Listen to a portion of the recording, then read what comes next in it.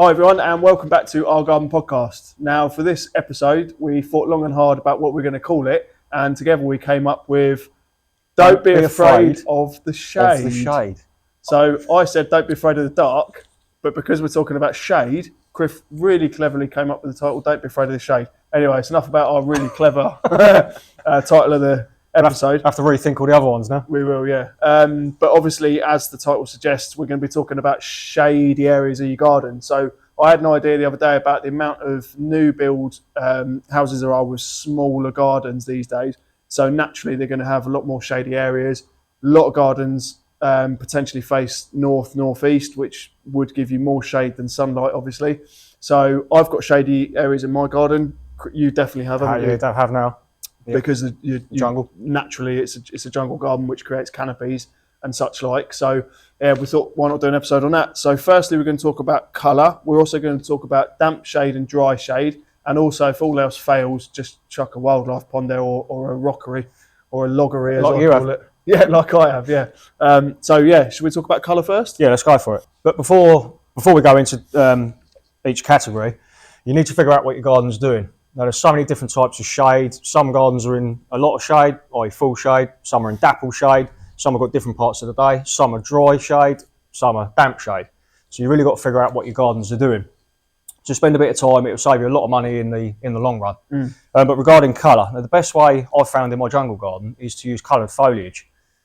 Heuchera is a great one for coloured foliage. Is Heuchera evergreen? It is in my garden. They hang on. I don't think they're supposed to be, but mine do hang on. Yeah, mine has. I've got one. Yeah, they are really susceptible to vine weevil. So I know a lot of people have problems growing them, but if you can crack it, Heuchera is a really good one for brightening up those dark corners. Yeah, the foliage is lovely, isn't it? Yeah, absolutely. Different varieties. So many different types. Yeah, yeah. What else do you use? Because obviously Chris got a jungle garden. As if you've seen us before, you'll know I like cottage gardening, and Chris likes his. Well, he's got an amazing jungle garden in quite a small area as well, isn't it? It is small, yeah. But you've naturally got shade because of your canopies that you've grown and things like that. So what else do you use in your shade? We like to use variegated foliage is another great one as well. The Fatsia spider's web is a lovely one for brightening up dark or damp corners. Is that the one with the sort of white on the foliage? It's literally like a spider. Yeah, exactly. Yeah. It's called that for a reason. But when looking online, and especially in the garden centres and things like that, there's so many different types and variants of spider's web. You know, you can get one that's got almost white leaves. Yeah. You can get another one that's got almost reverted back to green leaves. So whether or not they're different types or they do revert back given the amount of light, I don't know. But yeah, you know, they're brilliant. Yeah, and we were talking about Fatsias on the evergreen, the previous podcast we did about evergreens, and we were talking about Fatsias then, and that my Fatsia that I got given last year has actually been growing through the winter months as well. So they're really good plant, all year round plant, aren't they? They certainly are, yeah, and they're so cheap and they grow so quick as well. Yeah, so, and mine's done brilliantly in the shade, doesn't it? From pluses. Last year. Yeah, yours looks really good. It does. Yeah, it's gonna do really well, I think, where it is, and that is in full shade. So, should we talk about colour and how to potentially get some colour into your shady areas? So you've talked about foliage. Now what about flowering plants in the shade? Yeah, tons. Really? Should we list a few? Yeah, so I've always struggled, and obviously we've done a little bit of research before we've done the podcast, and I was thinking, wow, there's actually quite a lot, isn't there? There's actually quite a few, or more than I thought, that I actually grow in. Well, we both grow in our gardens, don't we? So we'll start with, I've put down hellebores. Hellebores are a really good one. Again, in my garden, they're almost evergreen. Yeah. They do get a bit ropey and they do need tidying up, but bit of winter interest as well. Yeah. But they flower right about now. So probably one of the first things, or the last things, depending on how you want to look at it in the garden, to flower. And there's so many different types and variants of those now as well. So yeah. I like a Astrantia. I know you don't like it, but for my cottage garden, I had a couple. I've got a couple in my garden, and last year they looked really, really good. Yeah, unpopular opinion. I just think they're the worst. What don't you like about them? I just think they look dead. Really? Yeah. They don't like. I mean, mine didn't last long. I don't know whether that was right or wrong, but it didn't last long. Yeah, I'm not a fan. I appreciate cottage gardening. Don't get me wrong. Yours is lovely. Yeah, I have to say yes for the video. But I just think I'm not a fan of dried flowers. it's a no from me. But I really a lot liked will mine last disagree. year, and I'm going to get some more. So Okay, there will be a full-length video now on a Strantia later in the year. you're on your own with that one. But no, I like them. Another one? Steel bees, similar sort of thing to the cottage garden. I grew them year one in mine, but again, it was just a little bit feathery and cottagey for what I was trying to pull off. Yeah. So not for your garden. Not my cup of tea, but again, a great plant for shading. for others. It gives you that colour, yeah. Begonia, which I had last year. Actually, the begonia I had last year did really well. I had it on the sunny side. So this year I'm going to get a couple more and put it in the shady border and see how it goes then. The begonia I had last year was that deep red one. I think it was Begonia Bonfire. I think it was I think it might have been, yeah. And that was next to the little wildlife pond in full sun, and it lasted right through till, I think, November. I was still taking pictures of it. And I got that from Gardeners World Live. Sorry to mention Gardeners World again because we've done our own podcast. But yeah, I got that from there, which was the June. And that lasted 5 months. So that was in full sun, to be fair. So I will try that in the shade. But according to research, they do well in the shade. And they do better in the shade. Damp shade as well. Yeah, okay. Another one? Another one, hydrangeas. Now, I hate hydrangeas. I literally hate hydrangeas. Although I love cottage garden, the cottage garden style, there's something about hydrangeas. Yeah, I'm with you on that. Many, until we visited. Oh, where did we go when we went to Hampshire? Where did we go? Hampshire? Yeah, New Forest. What's it called? I was going to say Wisley, but that's not Hampshire. We'll do our usual. We'll put it here. I can't remember what it's called now. Where the trainers? Yeah, very famous gardens. It'll come to me. It'll come to us. But they had this woodland walk, and there were quite a few different types of hydrangeas there. And there was a certain one. I put the name up here. It just turned me. I just walked past them. And I've since bought one. Have you? Yeah. Those gardens are famous for the rhododendrons, aren't they? They are, yeah. Which are also beautiful rhododendrons. Also made for shade. Yep. If you're going to grow rhododendrons, make sure you're on ericaceous soil or acidic soil. If you're in pots, ericaceous. Yeah. But yeah, it is worth doing a soil test as well to see what sort of soil you are on, because rhododendrons, for example, they're not a cheap plant at all. So you really do. It will save you a few quid if you know what you're growing your plants in. Where we did that rhododendron walk, where we went, which we still can't remember the name of, but where we went, they're rhododendron trees, aren't they? Literally, and they're fairly early flowering as well, aren't they? Yep. Aren't they, the rhododendrons? So that gives you that early flower, and again, if you've got that shady area, use the right compost, get it in the shade, and it will give you that splash of colour quite early on in the season as well. One of my favourites that I bought from Detling Garden Show last year is Ligularia. Now, they're better in damp shade. I think they can live as marginals as well. Okay. So they really do need that moisture. But again, they've got different colour foliages. There's a darker purple one. They've got cottagey style flowers, which is okay for me. But no, they're great foliage plants as well. So, yeah. Lily of the Valley, is that something you grow? There is a tiny piece in the garden that came from Nan. Now it's a woodland plant. You'll see it growing in bits and bobs if you go on walks and things like that. It is poisonous to dogs though. So a lot of plants are, but I know it is quite a common one to look out for.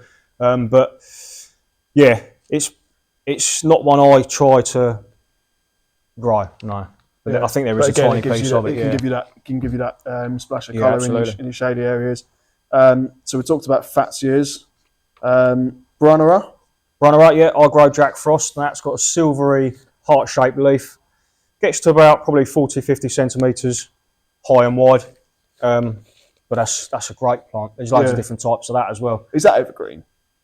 Yeah, it gets a bit ropey. Yeah. It's got a similar flower, or mine's got a similar flower to a forget-me-not, like a little light blue flower. I know. Which is quite pretty, but again, I grow it for the foliage. But talking of forget-me-nots, my forget-me-nots obviously do better in the sun, but I had a whole load of them do really well in the shade. They self-seed everywhere, don't they? Yeah, they grow what they want, don't they? But they did really well in the shade last year as well. So in terms of self-seeding and allowing that to happen, we're going to do a podcast on weeds at some point, aren't we? We are, yeah. Or so-called weeds. But the forget-me-nots that self-seed everywhere did really well in the shade as well.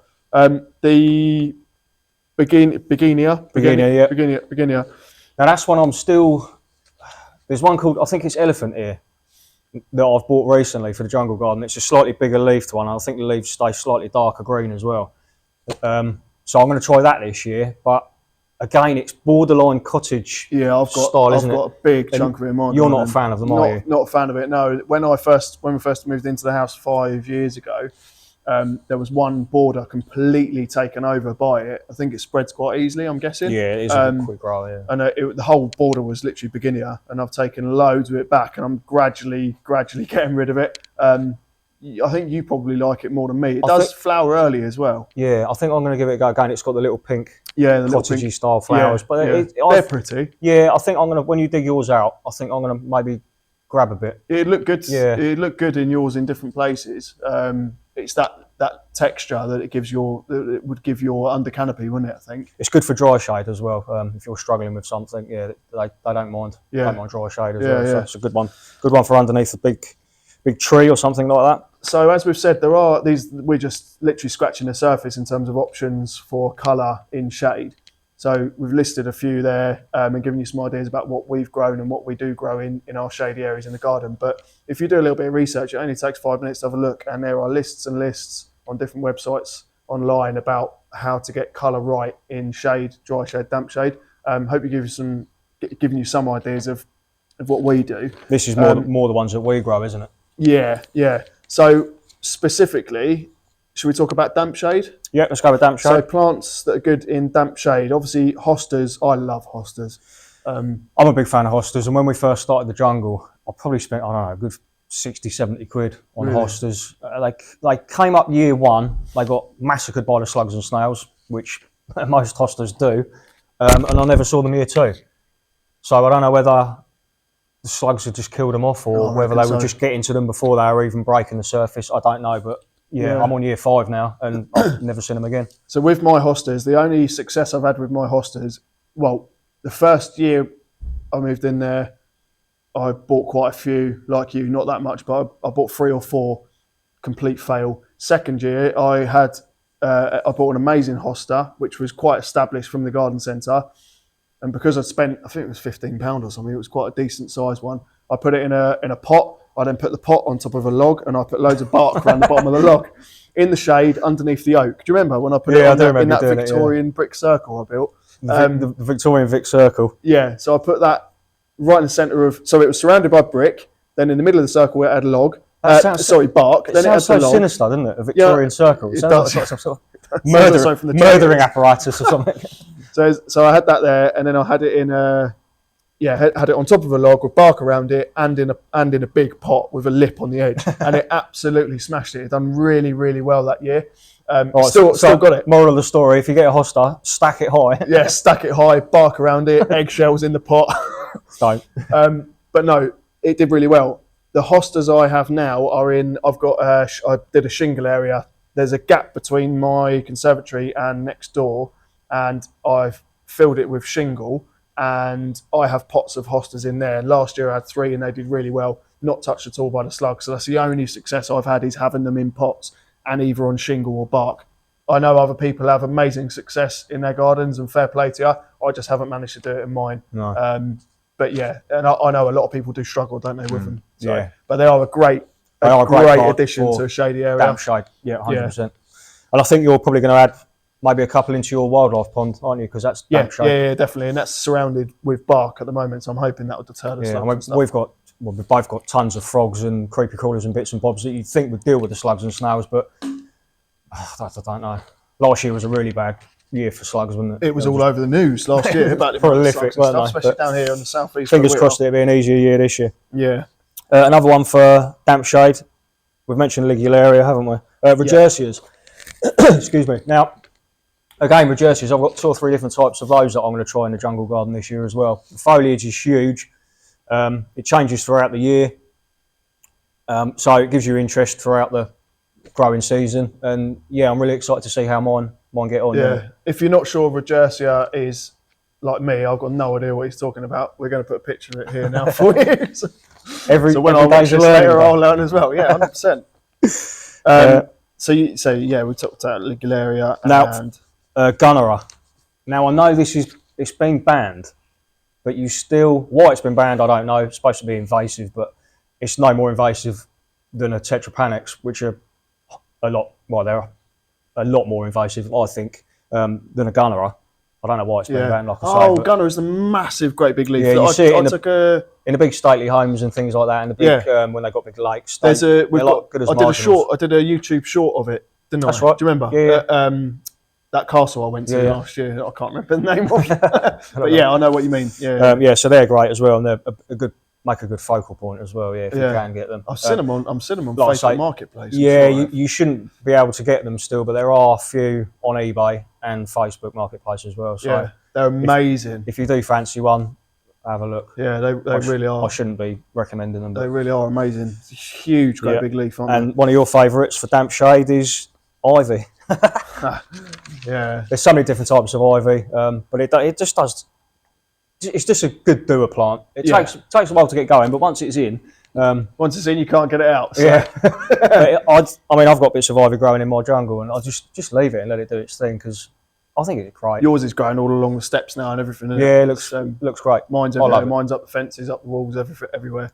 I think I might get one of the variegated versions this year as well, and give that a go as well. But if you have got a plain backdrop and you want to add something to it quite quickly, ivy is go-to plant, really, isn't it? In terms of shade. Yeah, definitely. Obviously, both one of our favourite plants combined is ferns. Yeah, where do we start with ferns? We've got a real thing about them at the moment, haven't we? There's so many types, aren't there? So many types. What type have you got? I've got a Diopteris. Well done. You have. Which is great for dry shade. They do well in damp areas as well. Yeah. But they are one of the species that are, well, it's in the name, Diopteris. Yeah. Good way of remembering ferns that are better in dry conditions. Not all of the Diopteris are okay, but they're the ones that you want to put in dry shade. Yeah. My shady side is dry shade because it's just literally covered by the leyland I've sucked all the moisture and the oak although my grass is continuously soaked at the moment, that stays dry because the shelter that it's got. So ferns are obviously a fantastic addition to any shady area, and they absolutely thrive, which is why you see them in woodlands and forests and stuff everywhere. So I would advise anyone to get into ferns for that area. It just adds so much texture and colour in terms of the different leaf types you can get, and it's year-round interest as well, isn't it? Pretty much, it is down where we are, yeah. Which that's a good skip across the dry shade, the Diopteris. Yep. We've mentioned Lily of the Valley. That's another good one because it's a woodland plant. Dry shade, ivy is obviously good in dry shade. Hellebores we've already mentioned. Strantia, Japanese anemones. Now, I grow those in a pot at the back of the border in one of the jungle borders. Mm-hmm.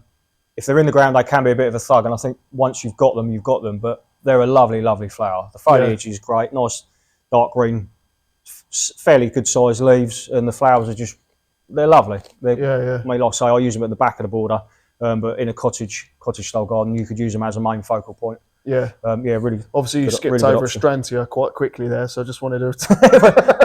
We've already done it. Wanted to return to a Strantia. It's just awful. But no, obviously for dry shade, that is really good. Begonia again. Yeah, and the Fatsia japonica, which is in my dry shade area again, which we mentioned earlier, which is done absolutely brilliantly. Fatsias do well anywhere, any soil type, as long as they're not in too much hot sun or direct light. And they can grow quite. They can take some sun, but I mean, if we get a really baking day, they will suffer. So the more shade you give them, the better. Yeah. We haven't mentioned acers. Obviously, they're trees, but they do really, really well. They are for shade, aren't they? Yeah, I mean, you've had more luck with acers than I have, haven't you? I've never had much luck with them.